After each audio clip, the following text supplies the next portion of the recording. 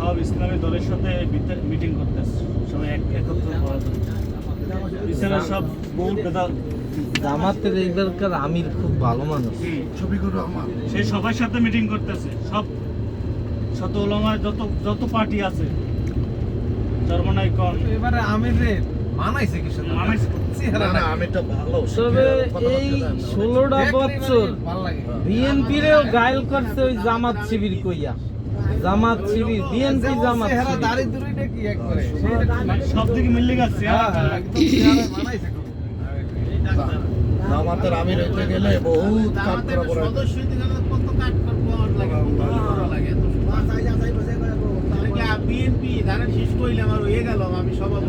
দেশে কোনো একটা জামাত দেই নাই, জামাত যে মিছিল দিয়ে এত লোক পাইলো, মাথা নষ্ট শুরু করে হ্যাঁ সব জায়গায় আমাকে বাজারে এত লোক কই জামাত তো পলাই পলাই থাকতো।